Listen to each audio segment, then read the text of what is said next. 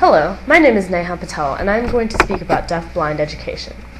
Before deaf-blind children were educated, philosophers believed that the children's minds could reveal what was basic and true about humans.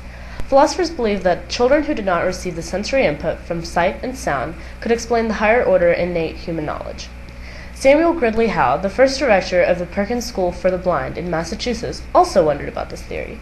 In 1837, he heard about a 7-year-old girl, Laura Bridgman, in New Hampshire, who lost both her hearing and her vision from an illness. He went to visit her to see if he would be able to educate her. After convincing her parents that this would be the best path for her, he began educating her.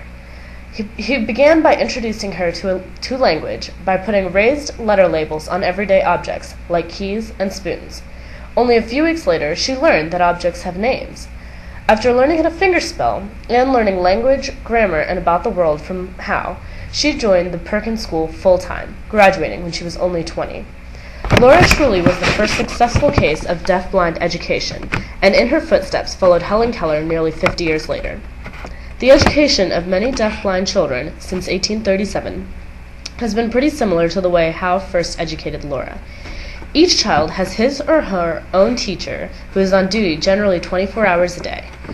The child would attend classes with other students at Perkins, but their special teacher would fingerspell the lessons and provide the child any supplementary information that is needed. Helen Keller broke the ground for a deaf-blind child learning how to speak orally. Educators of the deaf-blind decided that they would use a specific method for teaching oral speech called the Tadoma method. The Tadoma method, according to the Perkins Museum, is as follows. One places a hand on the face of the speaker, thumbs lightly touching the lips, and the fingers spread along the cheek and upper neck. The listener can identify the speech by feeling the air, lip, and jaw movements, and vibrations from the speaker's vocal cords as each sound is made. This method was utilized until the early 1950s, but was very time-consuming, so Perkins School had to create a separate program for students who wished to learn oral speech. As recently as the late 1940s, there was a dire shortage of teachers who were trained to teach deaf-blind children.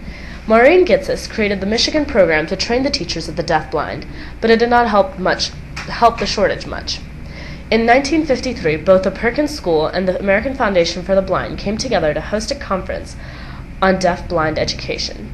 At this conference, the director of the American Foundation for the Blind, Edward Waterhouse, asked the Perkins board to decide whether the deaf-blind program should be ended or if there were enough resources available to train the educators and continue the program.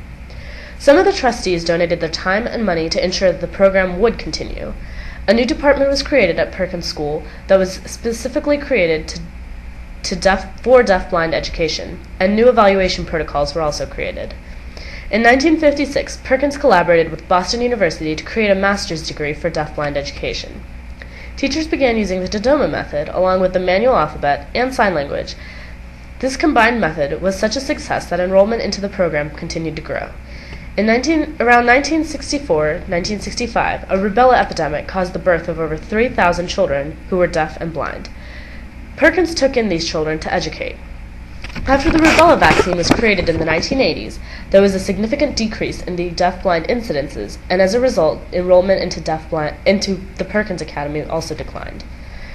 Congenital deaf-blindness and multiple disabilities started to increase in the 1990s, resulting in an increase in numbers at Perkins, as well as the need to create complex educational methods to accommodate these children.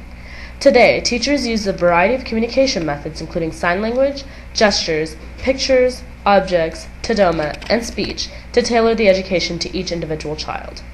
Although Perkins has grown over time, it continues to strive and serve the educational, physical, psychological, cognitive, and health needs of each of these children, as Samuel Howe did back in 1837. Thank you.